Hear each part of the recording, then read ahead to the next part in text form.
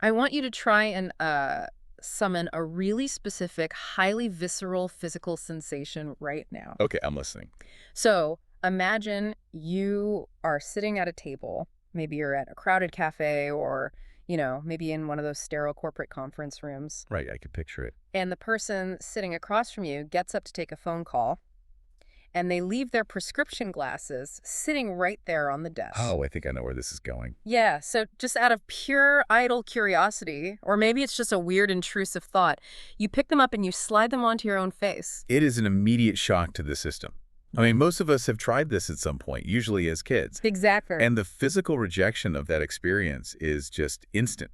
It really is. The disorientation hits you before you even fully process what you're looking at. Yeah. The room suddenly seems to spin. The perfectly straight edge of the table looks like it's curving upward into this weird bowl shape. Like a funhouse mirror. Right. And the floor feels like it's pitched at a bizarre, aggressive angle. And within, I don't know, about 5 or 10 seconds, you start getting this deep, throbbing ache right behind your eyes. Radiating right to the temples. Exactly. Well, that's because your brain is desperately trying to reconcile a massive contradiction. What do you mean? I mean, it knows what a table's supposed to look like, Right. but your eyes are forcefully feeding it a heavily distorted input. Right.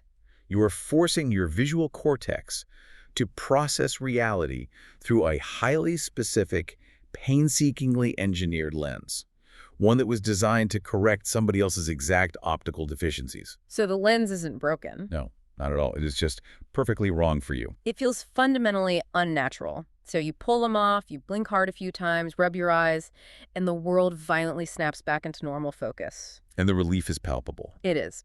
But here is the thought experiment I want to start our conversation with today. What if you put those glasses on and for whatever reason you couldn't take them off? Nope. Like what if you were forced to wear them for a week, a month, a year? Well, the human brain is terrifyingly adaptable. Yeah. I mean, eventually, that throbbing behind your eyes would actually fade. Really? Yeah, the visual cortex would basically rewrite its own software to compensate for the hardware distortion. Exactly. You would eventually completely forget you were even wearing them. The curved table would just become, the table. Right. The slanted, pitched floor would just be the floor. That distorted view would become your absolute new baseline for reality. And the truly isolating part comes when you interact with someone else. How so? Well, if someone walked into the room without glasses and said, hey, why are you walking so strangely? The floor is perfectly flat. You wouldn't just politely disagree with them. No, you'd think they were crazy. Exactly. You would look at them like they were completely out of their mind. Because your reality, the distorted one, feels absolute. Right. And this physical sensation, this creeping, silent distortion of reality where you forget you're even wearing a lens, it captures the exact phenomenon we are doing a deep dive into today. That's a great metaphor. It really is exactly what happens to our brains when we join a highly cohesive group. Yeah. It could be a tightly knit tech startup, a high-performing project team, a hyped-up sales department. Honestly, it could even be the people sitting around your Thanksgiving dinner table. Anyone you spend intense time with. Right. We walk into these closed environments, we put on the group's glasses, and the world suddenly looks completely different. And the scariest part is that we almost never realize we're wearing them. No, we don't. It's a psychological distortion that happens so quietly and so efficiently that highly intelligent, incredibly capable people can find themselves making terrible decisions. Decisions that, to the outside world, look completely irrational. Irrational, tone-deaf, sometimes even cruel, and they do it while genuinely believing they are acting completely logically. So, to figure out how our brains actually get hijacked like this, we are pulling from a fascinating source today. Yes, I love this source. We are looking at translated transcripts, proposal documents, and deep dive notes from a brilliant Japanese audio project called Connect Log. Have you come across these guys before? I have, yeah. And the premise of what they do is just incredibly vital right now. It really is. I mean, the landscape is absolutely flooded with services that will give you a 5-minute bullet point summary of a best-selling business book. Right. The classic, too long didn't read apps. Exactly. They strip out all the narrative and just give you the life hacks. But Connect Log operates on an entirely different philosophy. Yeah, the hosts of that show, one is a current corporate worker, a Japanese salaryman, and the other is a former salaryman. And they are completely obsessed with the connection of knowledge. That's the key part. Right. They don't just summarize. They take a concept from a high-level book on organizational psychology, and then they cross-reference it with history with completely different philosophical texts. And they drag the theory right down to the ground floor. Exactly. They act as translators, not just of the Japanese language, but of context. Yeah, they are asking, how does this abstract theory about human behavior explain why my Tuesday morning staff meeting was such a complete disaster? Right. They are building an interconnected network of practical wisdom, and it's specifically designed to help the modern worker navigate the invisible traps of the workplace. It's brilliant. So, our mission for this deep dive is to follow the trail of breadcrumbs these Japanese hosts laid out. We are going to look at a massive corporate failure, figure out the underlying mechanics, and then bring it right down to our own daily lives. Sounds like a plan. And it all starts with a concept that feels like a massive contradiction. We are starting with the paradox of the excellent team. Right. So the primary text the Connect Log hosts analyzed to kick this whole thing off is a book called Groupthink, Why Excellent Men Make Mistakes. Written by Fumitake Koga, right? Yes. And Koga is a heavyweight in the Japanese literary world. He's probably best known globally for co-authoring the massive psychological bestseller, The Courage to be Disliked. Oh, I've seen that everywhere. Yeah, it's huge. But in this newer book, Koga takes a highly analytical, almost forensic look at a colossal real-world scandal, one that completely shook the Japanese entertainment and media landscape. What happened? Well, he focuses on a massive crisis involving a prominent talent agency, Johnny & Associates. For decades, they managed some of the biggest pop idol groups in Asia. Okay. And specifically, Koga examines the disastrous response to that scandal by the executives at Fuji TV, which is one of the major television networks in Japan. Got it. And I think it's really important to pause here and frame how we're looking at this. Definitely. Because it's so easy to look at a scandal like that. Something involving severe allegations, long-term cover-ups, massive public outrage, and just point fingers. Oh, absolutely. The immediate human instinct is to divide the room into good guys and bad guys. Right. We look at the executives who mishandled it and just declare, well, these are simply terrible, unethical people. Which is a completely natural reaction when real harm has been done. Yeah. But the source points out that writing them off as cartoon villains is actually a dangerous intellectual trap. Why is it dangerous? Because if we just label them as monsters, we implicitly tell ourselves a comforting lie. We say, well, I am a good person, I have strong morals, therefore, this kind of catastrophic failure could never happen to me or my team. Oh, wow. Yeah, that lets us completely off the hook. Exactly. It allows us to ignore the structural mechanics of where their thinking actually broke down. So we are not taking sides here or endorsing any behavior. We are strictly looking at the mechanics of the failure. Right. The central mystery Koga poses is not about individual malice. The executives of Fuji TV who handled this crisis were not uneducated. They were not irrational. No. They were highly experienced, highly excellent professionals who had reached the absolute pinnacle of an incredibly competitive media industry. So the real terrifying question is, how does a room full of brilliant, top-tier professionals systematically make a series of decisions that, from the outside, look devastatingly wrong? To answer that, the Connect Log hosts highlight two specific organizational concepts that Koga introduces. Okay, what are they? The first is Gichusei, which basically translates to cohesion, or the state of being highly cohesive. Yuchusei. And the second is Dushusei, which means homogeneity. Cohesion and homogeneity. Right. Koga argues that the root cause of this catastrophic decision-making wasn't an inherent lack of ethics. It was the fact that the organization possessed incredibly high levels of both cohesion and homogeneity. Wait, let me push back on that for a second. Sure. Because my entire understanding of modern corporate culture is fighting this idea. If I look at any management consulting playbook, any HR directive, any leadership seminar, high cohesion is exactly what they tell us we need to survive. It is what they preach, yes. I mean, we throw pizza parties and give out bonuses to teams that show high engagement. We use that classic corporate metaphor, we need everyone rowing the boat in the exact same direction. Oh, the rowboat. Yeah. Are we seriously arguing that a highly cohesive, perfectly aligned team is a bad thing? It sounds totally counterintuitive, I know. But let's actually break down the physics of your own metaphor. Okay, let's do it. Let's look at that rowboat. You have 10 people in a boat. You have trained them to absolute perfection. Every single one of them is facing the exact same direction. right? They are gripping the oars the same way. They are rowing with flawless synchronization. They are highly cohesive. What happens to the view behind them? Um, well, nobody's looking backward. There is a massive blind spot right behind their heads. Exactly. And what happens if someone suddenly realizes they are heading toward a waterfall and tries to row in the opposite direction? They ruin the synchronization, Yeah. the oars clash, the boat loses its momentum, and honestly, everyone else in the boat gets furious at the person who broke the rhythm. Precisely. When an entire organization is perfectly aligned, gazing fiercely toward the exact same goal, especially when they share the same background, which is the homogeneity part we mentioned, Yeah. it inherently creates a collective blind spot. The cohesion acts as an anesthetic. An anesthetic. I like that. It numbs the friction of disagreement. Think about it. If you are sitting in a boardroom and every other excellent person agrees on a course of action, the sheer social gravity of that agreement makes you doubt your own dissenting thoughts. You think, well, if everyone else thinks this is right, I must be the one who's missing something. Exactly. The source uses a specific term for this, Shudan Senryo. It translates perfectly to shallow collective thinking, or groupthink. Groupthink. Yeah. The depth of thought is completely sacrificed just to maintain the peace of the collective. Wow. But the Connect Log hosts actually take this a step further, and they use a phrase that I think perfectly explains how this happens on a daily basis. They talk about organizations undergoing villagification. Yes. The Japanese concept of muraka. Muraka. This is such a crucial cultural translation because it explains the silent enforcement of groupthink.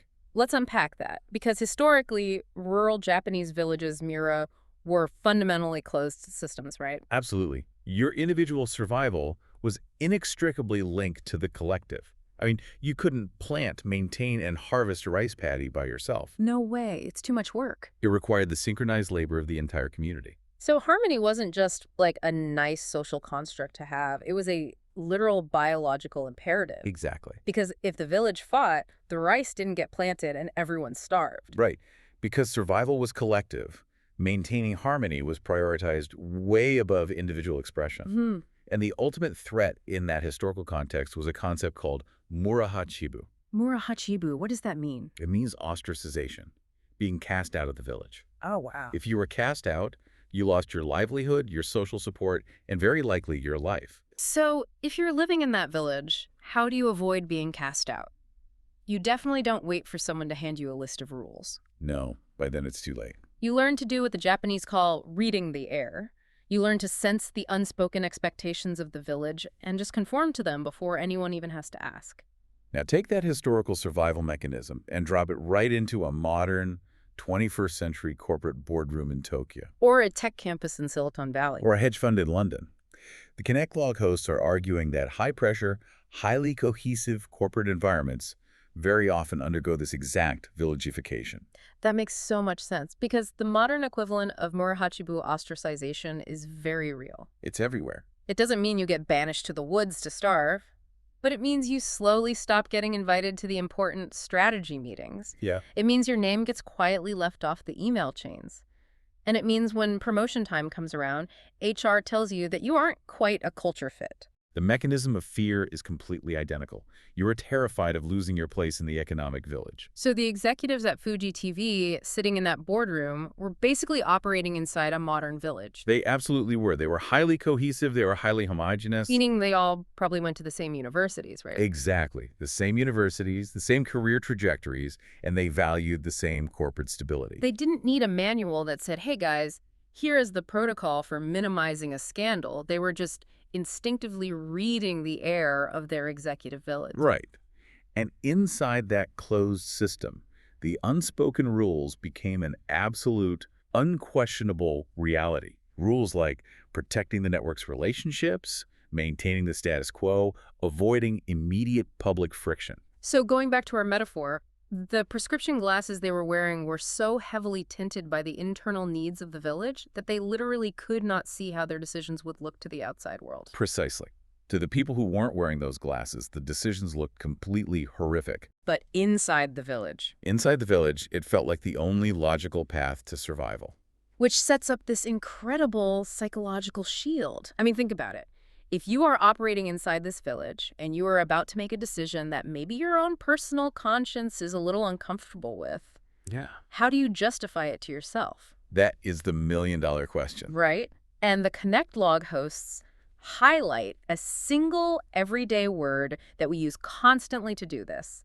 A word that seems totally innocuous, but is actually the primary enforcer of groupthink. The phantom word. The word is everyone. It's such a dangerous word. To explain this, the Japanese hosts pull a quote from Yoshihisa Ono. He is the CEO of a major software company called Saibozu. Oh, yeah, his quote is fantastic. And what Ono says is so stark, it kind of takes your breath away. He wrote, "Everyone, the company, the country do not exist. What exists are diverse individuals. Don't be fooled by people who say for the sake of everyone or for the sake of the company." It's a radical reframing, isn't it?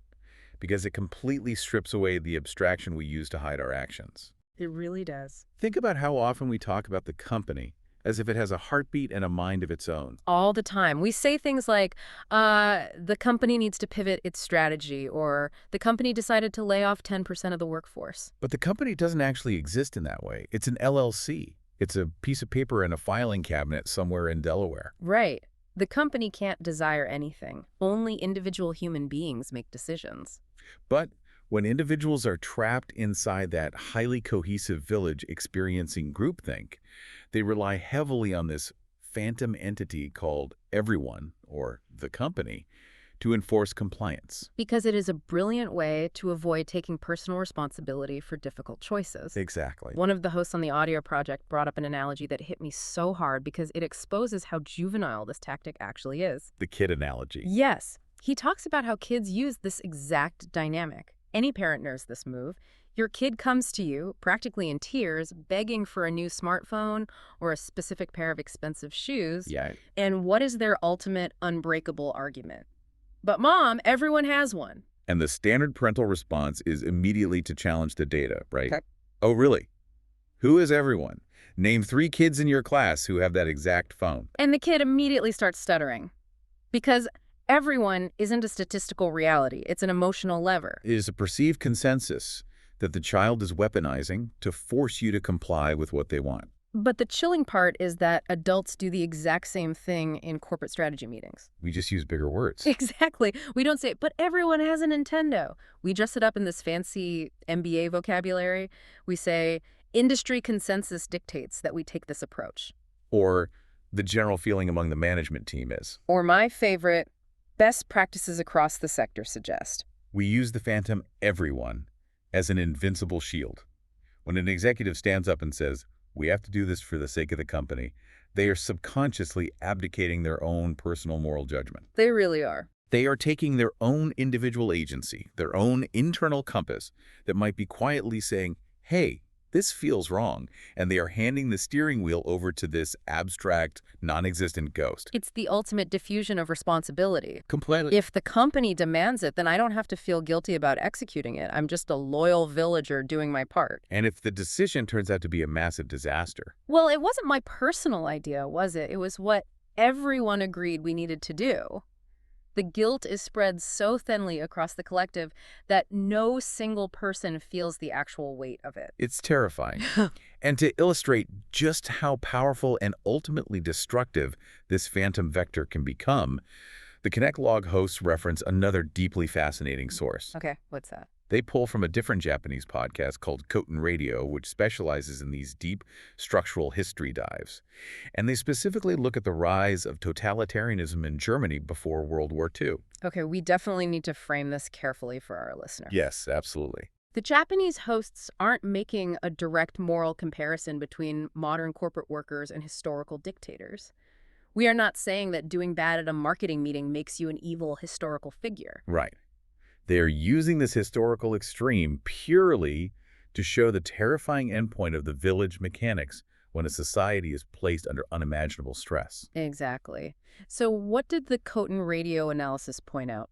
It points out that after World War I, Germany wasn't just struggling economically, it was facing a complete existential crisis. Right. You had catastrophic hyperinflation, crippling poverty, the deep humiliation of the Versailles Treaty. The entire society was under overwhelming pressure. Right. And when a group faces that kind of existential threat, The collective vector unifies incredibly quickly out of a shared sense of grievance, anger, and a desperate need for survival. The village demands absolute alignment because dissent feels like a literal threat to national survival. Exactly. And in that environment, the phantom everyone stops being a corporate buzzword and becomes a literal, unstoppable tidal wave.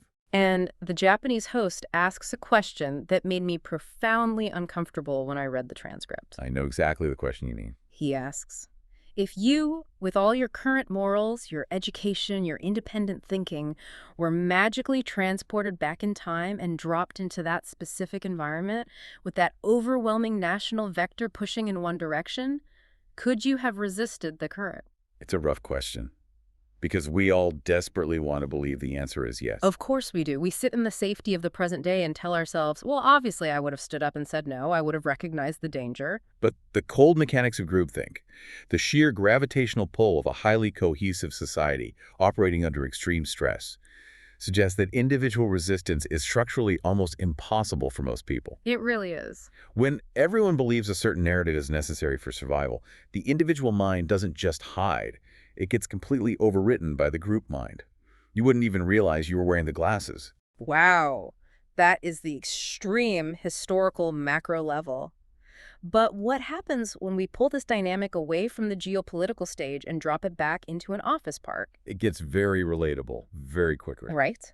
What happens when this dynamic isn't driven by national survival, but by, I don't know, quarterly profit margins?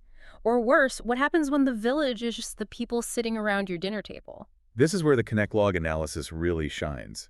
They translate the abstract horror of groupthink into completely mundane scenarios. Because the truth is, most of us will never make decisions that alter the course of history. Thankfully. Yeah, thankfully. But we participate in microversions of this exact same groupthink dynamic every single Tuesday. Every day. So let's look at the workplace translation first. Yeah, let's do it. One of the hosts has a background in sales, and he brings up a scenario that anyone who has ever worked in revenue generation or marketing or client services will instantly recognize. He talks about the B2B sales team. Oh, man. Yes. Imagine a high-performing sales team. They are the golden children of the company. Oh. They have incredible energy, great camaraderie. They always hit their quotas. By every single HR metric, this is a highly engaged, perfectly cohesive team. They are all wearing the exact same team-colored glasses. Exactly. Now imagine they are preparing for a massive pitch to a prospective client. They get into a conference room, they order lunch, and they just start hyping each other up. The hype room. Right. They look at the features of their software product, they look at the client's basic profile, and they start telling each other a story. Our product is exactly what this customer needs.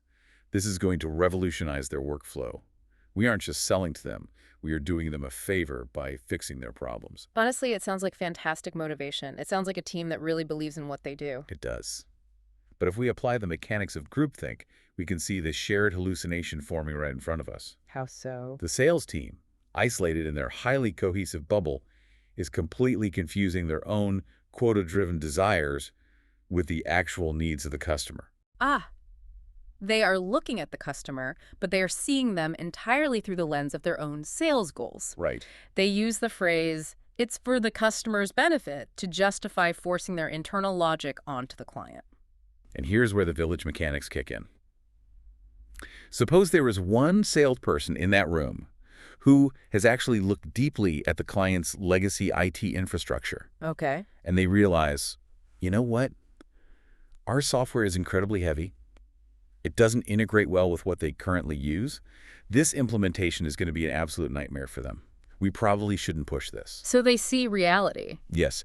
Now, what happens if that person speaks up in the hype room? Oh, the village attacks. Instantly. Not violently, but they attack the dissent. Someone will say, wow, sounds like someone doesn't believe in the product. Or, come on, where is your energy? We can definitely sell this. Right. The dissenter gets labeled as negative or not a team player. The cohesive group instinctively rejects the friction to maintain the hype.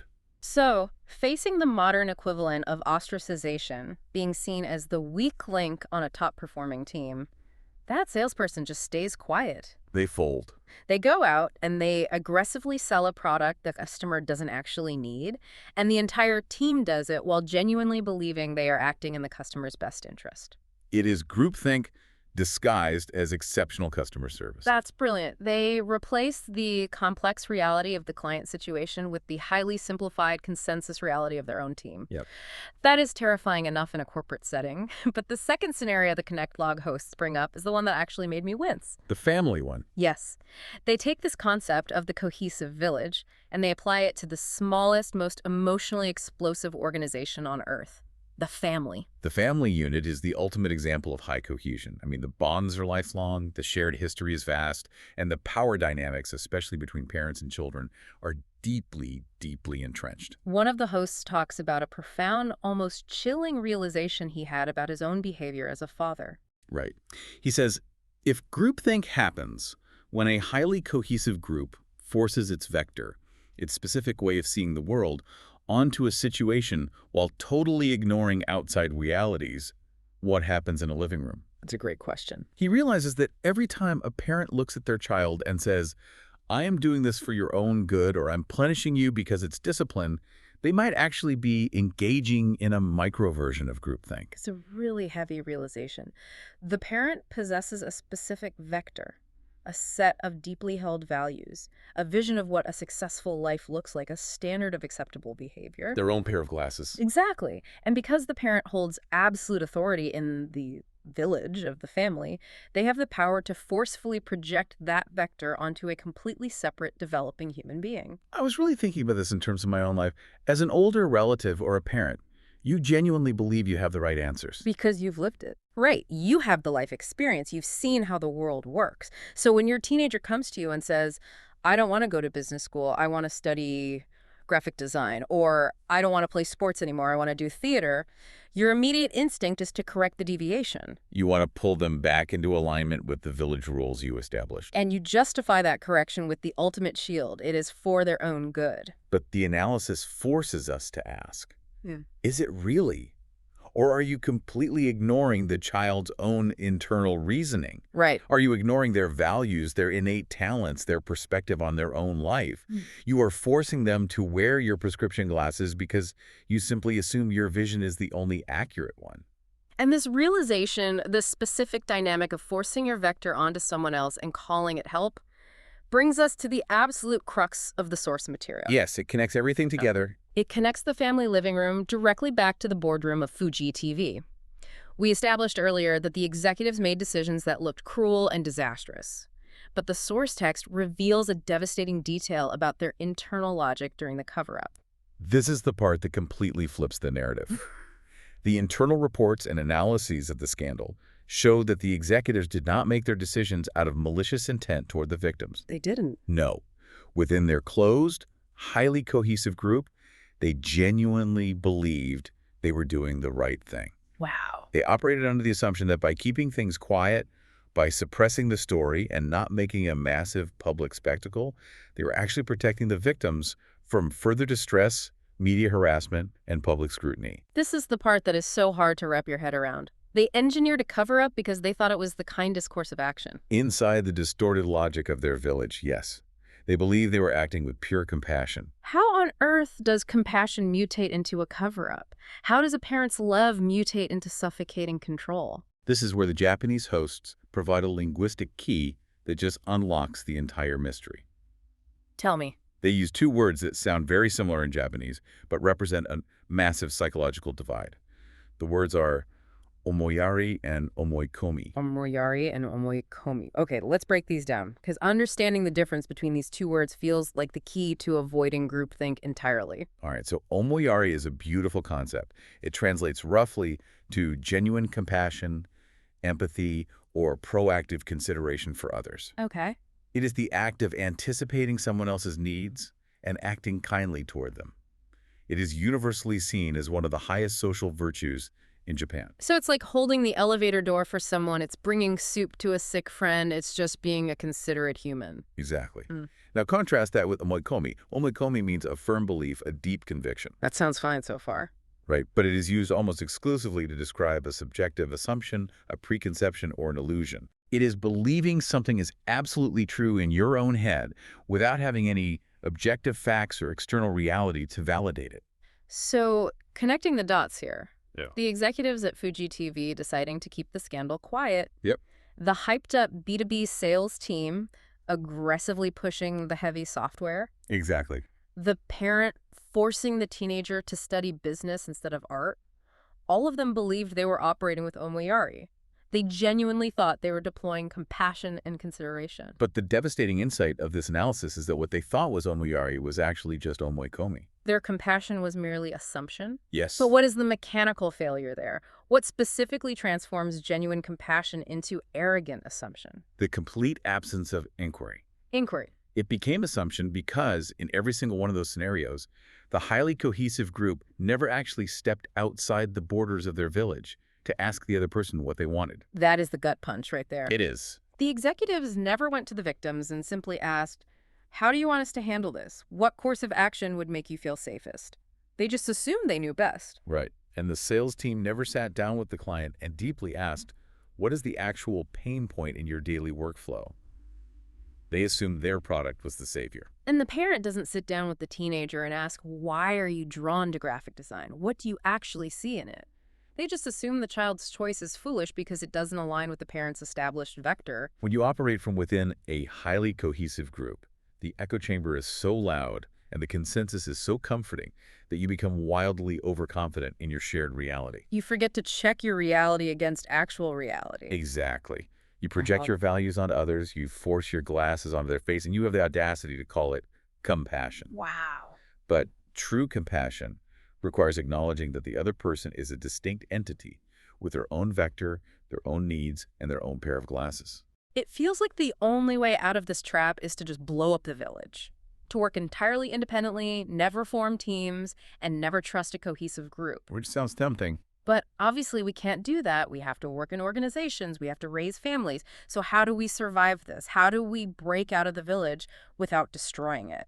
Well, to find the escape route, the Connect Log hosts do exactly what their show is designed to do. They build a bridge to a completely different text. Nice. Where do we go next? They pivot from Fumitake Koga's structural analysis of groupthink, and they introduce a book called Listen Properly First by an author named Masaru Sakurai. Listen properly first. Okay. Sakurai is fascinating because he is the head of a company that literally trains corporate executives and managers in the mechanical art of listening. And the Connect Log hosts argue that the antidote to the village mentality, the only mechanical way to transform arrogant assumption back into genuine compassion, is a concept they summarize as respect. Yes. Sunshu in Japanese. And in this context, true respect hinges on a highly unnatural, highly disciplined technique. They call it listening without judgment. Okay, when I read this section of the transcript, I got incredibly defensive. Did you? I did. Because if you ask anyone, if you ask me, I will tell you I am a fantastic listener. Everyone thinks they are. Right. When a colleague comes to me with a new idea or a friend comes to me with a problem, I maintain eye contact, I nod, and my instinct is to immediately be supportive. Sure. I'll say, "Wow, that's a great idea." Or if I see a massive logical flaw in their plan, I will gently try to save them time by saying, "I understand what you're saying, but I don't think that's going to work because of X, Y, and Z." Right. That is just being a helpful, engaged listener, isn't it? And that instinct right there is exactly the trap. How is that a trap? Well, this raises a really uncomfortable question about how we define helpfulness. Sakurai's methodology, as analyzed in the source, reveals that the exact moment you say, "That's a great idea," or "That won't work," you have completely failed to listen without judgment. Okay, I can understand why saying "that won't work" is judgmental. Right. But how can positive reinforcement be a failure? How is saying "that's a great idea" a bad thing? Because even positive reinforcement is passing a judgment from your own high horse. Right. Think about what is happening mechanically when you say, "That's great." You are taking their idea, feeding it into your brain, evaluating it against your personal vector, against your specific criteria for what constitutes a great idea, and then granting it your seal of approval. Oh. You are still firmly wearing your own glasses, and you are simply telling them how their idea looks through your tinted lenses. Oh, wow. I am essentially making their idea entirely about me and my approval. Precisely.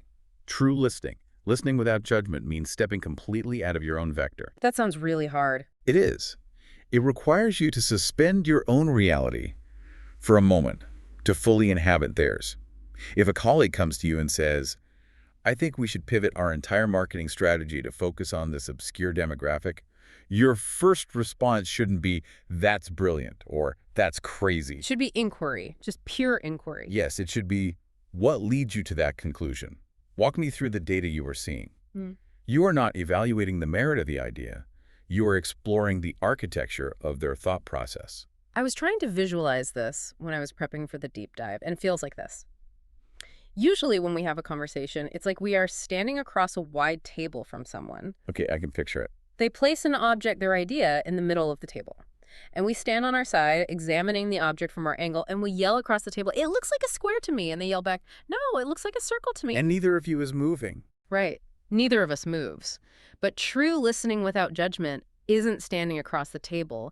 It is physically walking all the way around the table, standing shoulder to shoulder with them, and looking out at the object from their exact vantage point. Yeah, that is a brilliant analogy. You are temporarily taking off your prescription glasses and putting on theirs. Exactly. And you aren't doing it to judge whether their prescription is mathematically correct. You are doing it just to see what the room looks like to them. Just observing. Right. That is what true respect looks like in practice. Yeah. It is the fundamental acknowledgement that their vector, their reality, is just as real to them as yours is to you. And this brings us to the ultimate strategic application of everything we have discussed today. Yes. Because walking around the table and listening without judgment sounds like a beautiful, enlightened spiritual practice. It does. But how does this translate into protecting a company?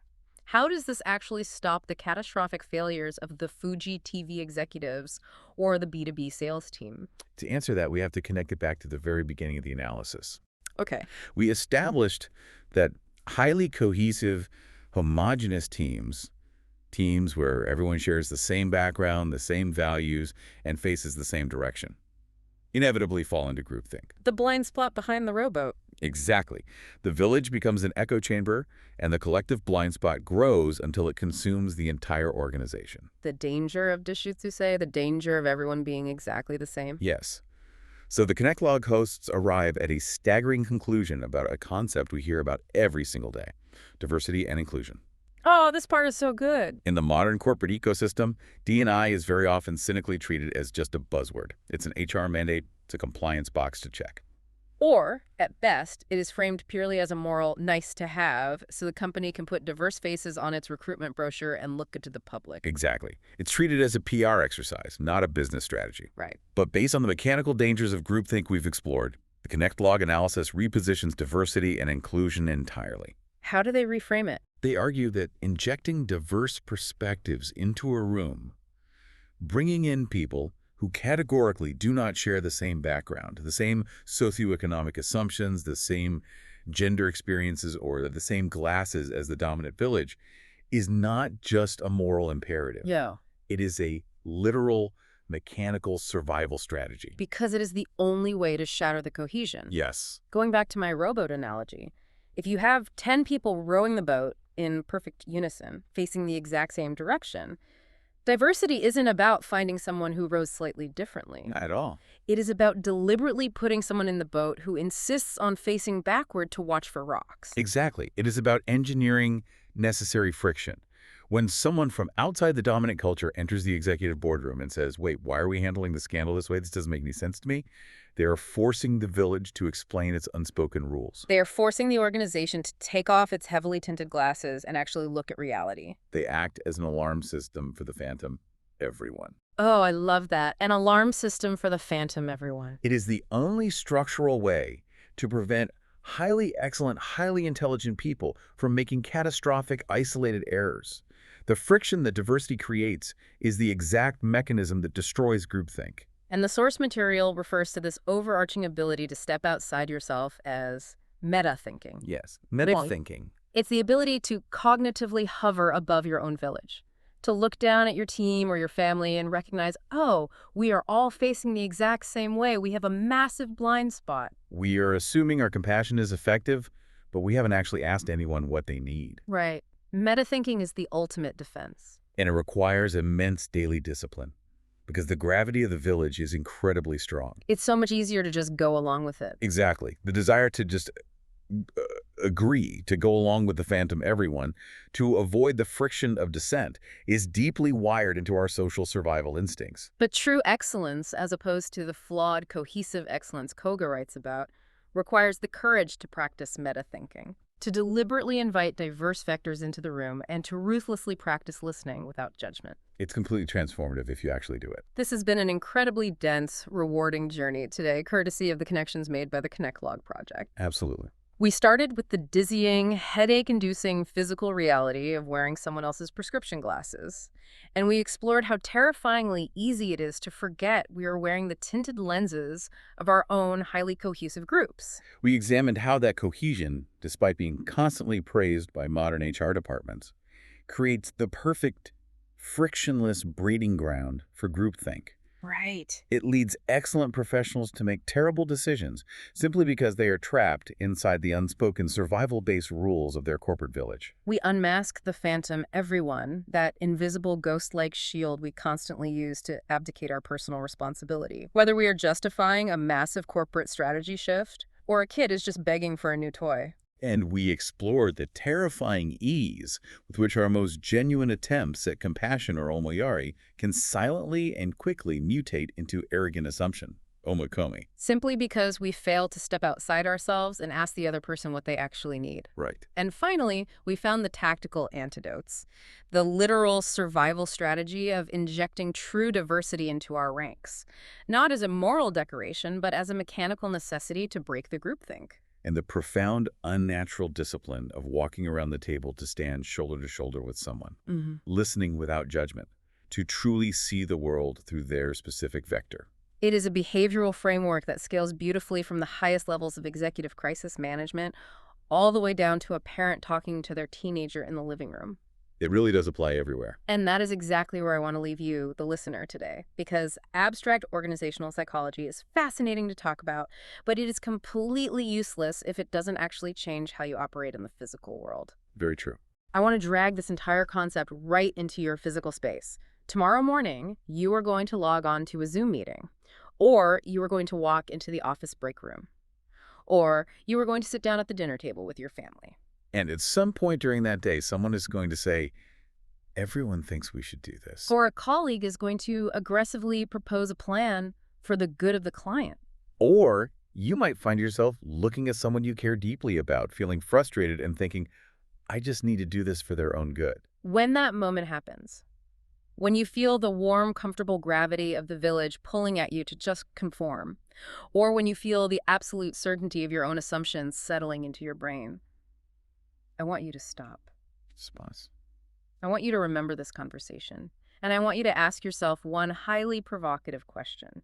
Next time you catch yourself saying it's for their own good, stop and ask yourself, Me. are you truly walking around the table standing shoulder to shoulder with them, looking at the world through their eyes, or are you just forcing them to put on your prescription glasses?